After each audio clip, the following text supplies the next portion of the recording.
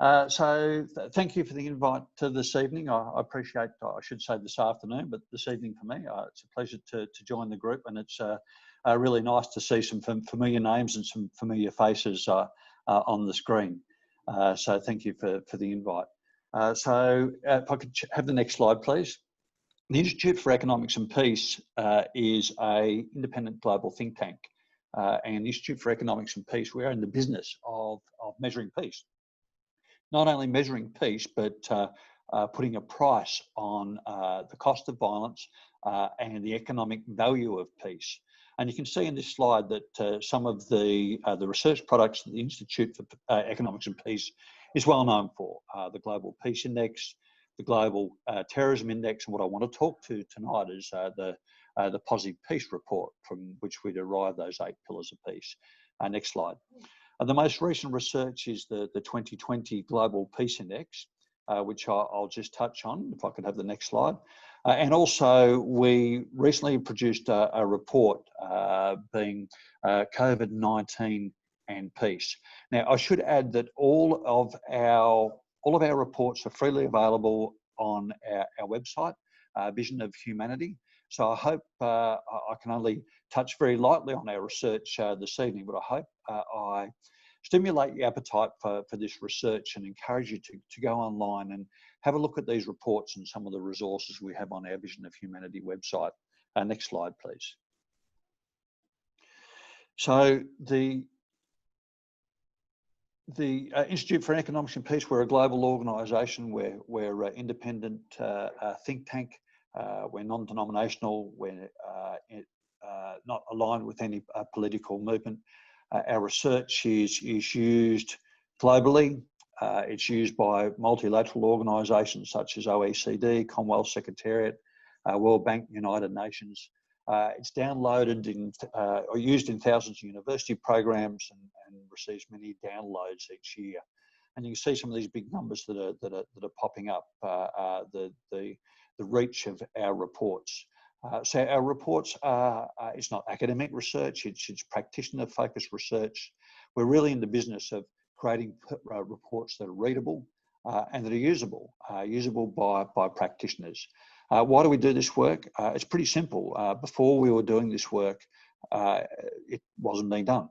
And it comes back to that adage, you can't manage what you don't measure. So if you want to manage peacefulness, be able to have an influence in community development, you need some metrics to be able to influence policy and to influence decision makers. Next slide.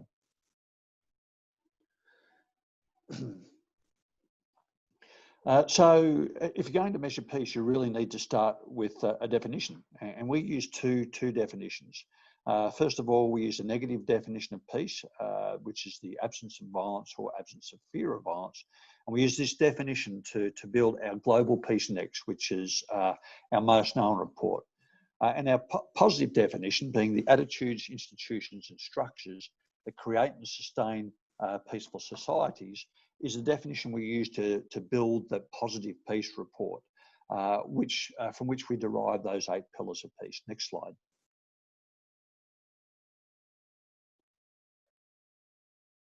The Global Peace Index, it's in its 14th year, and that is significant. The 2020 Global Peace Index was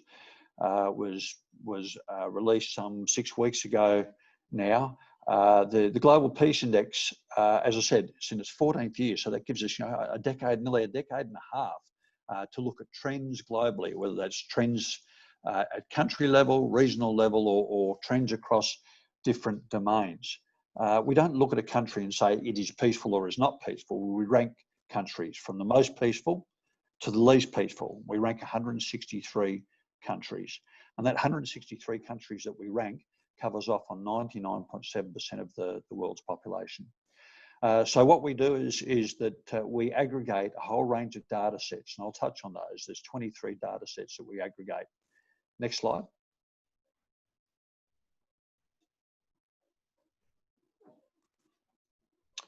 I said that we aggregate 23 indicators, and this gives you a sense of the domains that those indicators live within. We look at 6 measures of domestic and international conflict, so measuring conflict as you would expect. So that's sort of internal conflict as well as external conflict. We look at a range 10 measures of societal safety and security. That captures crime rates such as homicide rate, violent crime rate, incarceration rates, impact of terrorism. We look at 7 measures of militarisation, as you would probably expect, which includes number of armed service personnel, the percentage of spend per GDP on militarisation, access to small weapons. Next slide.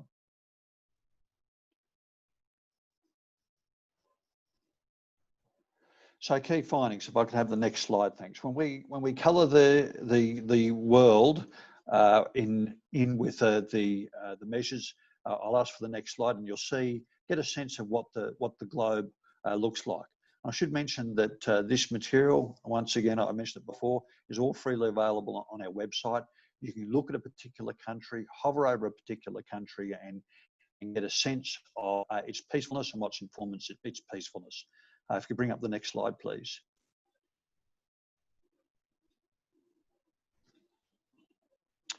So this is what the globe looks like. The deep red countries are the least peaceful countries on the globe, through to the green countries being the more peaceful countries on the globe. Next slide, please.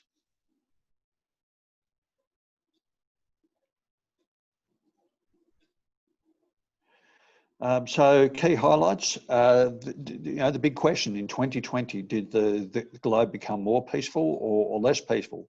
You probably don't need our research to guess that the globe has become less peaceful in 2020, and that is the case. Peacefulness has deteriorated by 0.34%. And you might think that's not a very large figure, but I can assure you when you're measuring peacefulness globally and aggregating it, that is a significant change. Interestingly, in 2019, the globe did become more peaceful, and this year is the 9th deterioration in peace we've experienced in the last 12 years. 81 countries become more peaceful, and 80 countries deteriorated. So you can see from that, the countries that deteriorated far more than those countries that became peaceful. Next slide.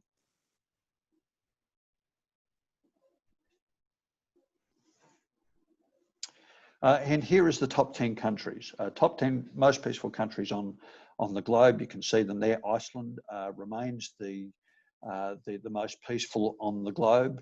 If you were looking for trends across that top 10, you'll see that certainly European countries are well represented. Certainly democracies are well represented, but they're not all democracies. And Asia Pacific countries are also well represented. Next slide. 10 least peaceful countries. See, Afghanistan is the least peaceful country, has been for the last 2 years, and you can see the top 10 there. There is an over-representation of countries in the MENA region, so Middle East and Northern Africa, and also sub-Saharan countries. Next slide, please. You can see the 5 most improving countries over the last 5 years. Over the last year. Armenia and Azerbaijan were the 2 largest rises in the last 12 months. And that's because there was a peace deal there that was signed, and that peace had held. Having said that, since the Global Peace Index were released, there has been an outbreak of violence between those 2 countries. So I suggest that they won't hold those places in the Global Peace Index. Next slide. The 5 most deteriorating countries, you can see Nicaragua and Benin and Chile being the countries that deteriorated the most, and once again because of outbreaks of violence. Next slide. So it's interesting to look at trends in peace, remembering that I said that we've been doing this work for nearly a decade and a half. So that gives us some rich longitudinal data. So next slide.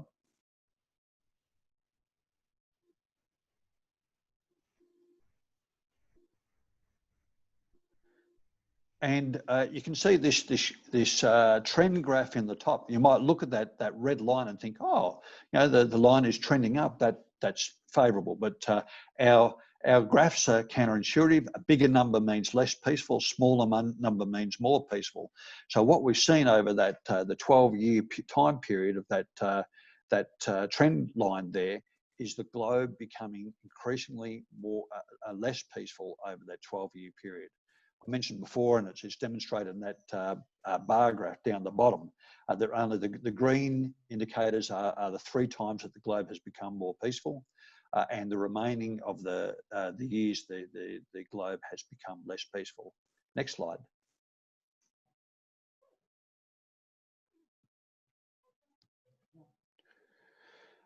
So if you look at improvements and deteriorations over the last decade, we've had 81 countries have become less peaceful, and 79 countries have become more peaceful. So the gross decline in peacefulness over the last decade is nearly 2.5%, just under 2.5%, which is significant and concerning. It's interesting, the countries are nearly balanced when you look at those that become more peaceful and those that become less peaceful, which once again is an indicator that those that have become less peaceful have done so by a far greater amount. So this is really quite concerning. We call this trend the stickiness of peace, or the inequity of peace, if you like. It's a bit like that saying, the rich are getting richer and the poor are getting poorer. Peacefuler countries are becoming more peaceful, and less peaceful countries become less peaceful at a higher rate. Next slide. And remember those 3 domains I talked about with the 3 indicators. This gives you just a really high-level snapshot of what's happening globally and what's driving down peacefulness. Remember, lines going up, bad, lines going down, good. You see that militarisation has actually dropped away. So what we're seeing globally is a less number of at standardised rates, less number of soldiers per 100,000 people, and a smaller percentage of GDP spend in militarisation. Those safety and security measures, they have trended up somewhat. So, and those safety and security measures that includes number of police, crimes, number of incarceration rate. But what is alarming is conflict. Conflict has trended up significantly, and that is what has dragged down global peacefulness. Next slide, please. And this is a slide demonstrating that inequity of peace. You can see the least peaceful countries pulling away far greater than the more peaceful countries. Next slide, please.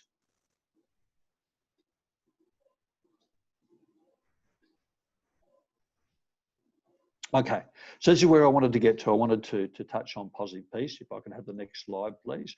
And you remember that at the start, I put up a slide demonstrating or with the definitions that we rely upon. I just showed you some data from the Global Peace Index, which is looking at peace through that negative definition. If you bring up the next slide, please, and that show those definitions, being the absence of fear and absence of violence, the absence of fear of violence, but that positive definition being the attitudes, institutions and structures that create and sustain peaceful societies.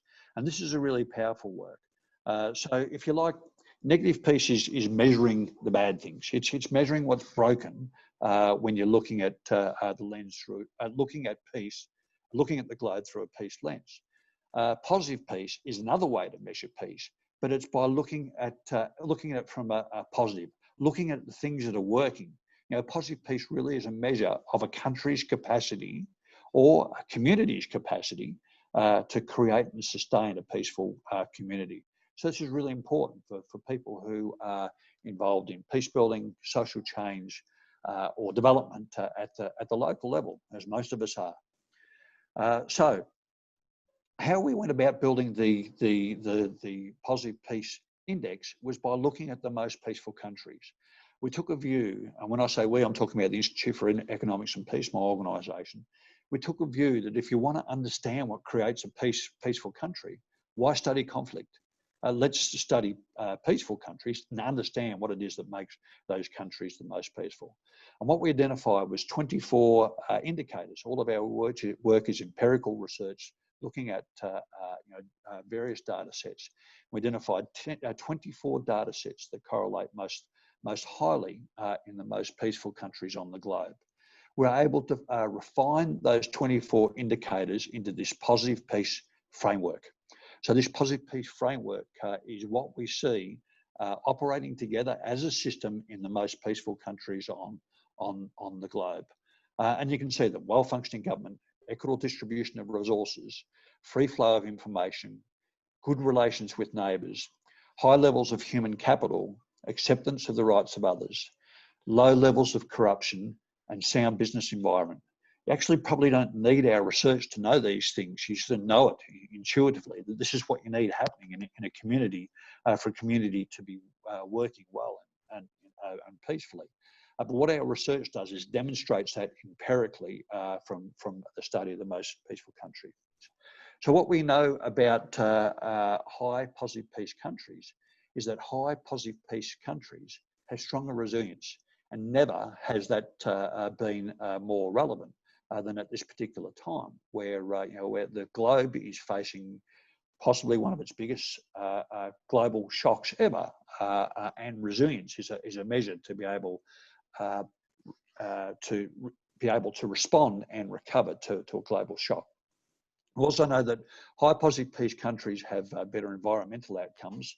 They have higher levels of well-being, higher measures of well-being across a whole range of indicators. They perform better against development goals. So we track high positive peace countries during the Millennial Development Goals, and also are tracking positive peace countries' achievements against the Sustainable Development Goals. So we know higher the positive peace, the better they perform on development goals.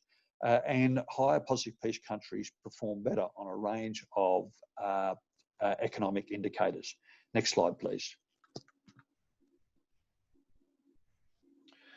Now, I've mentioned resilience, and I was going to dive a little bit deeper on resilience, but I'm conscious that we can't dive too deep. But we know that higher positive peace countries are greater resilience, and as I said, that's a greater ability to absorb shocks, so respond to shocks.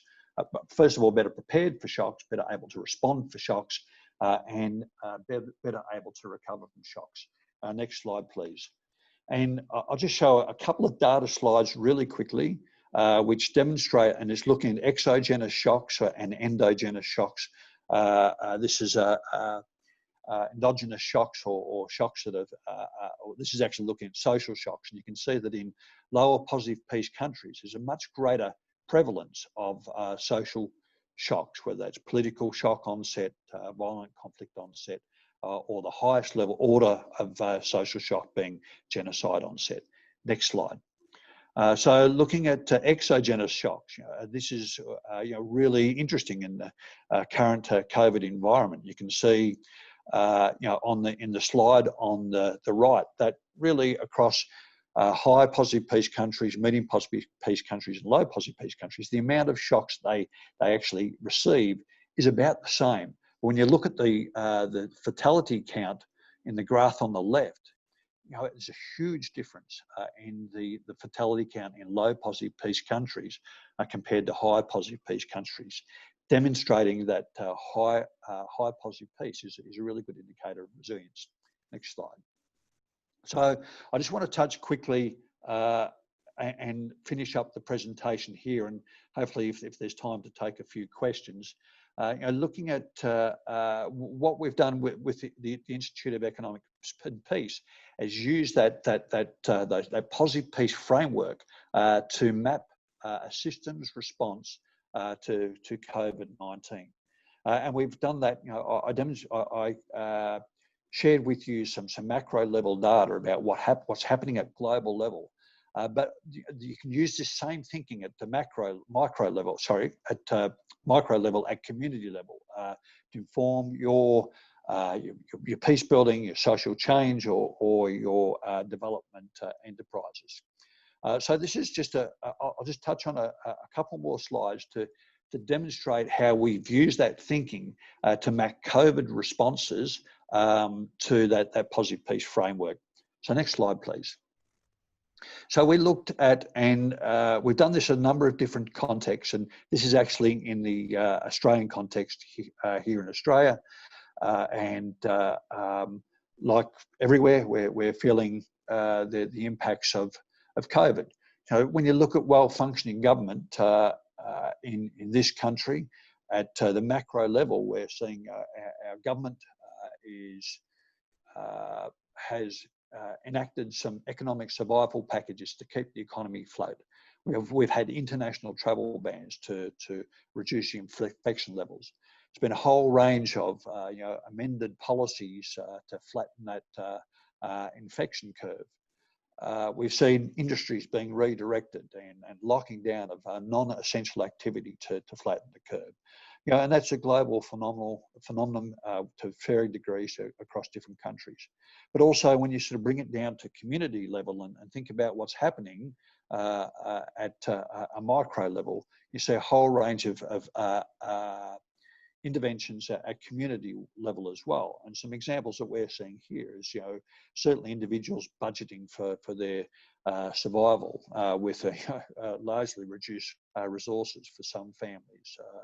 Workplaces and apartment complex implementing policies to try and stem COVID infections, infrastructure closures. We're seeing boards of governance for different organisations rethinking their business structures so they can look to sustain and survive through COVID, and a whole range of community elders and community leaders demonstrating leadership in the response phase.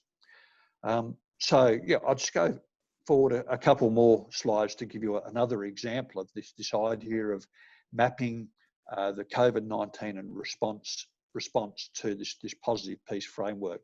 If I could have the next slide, thanks.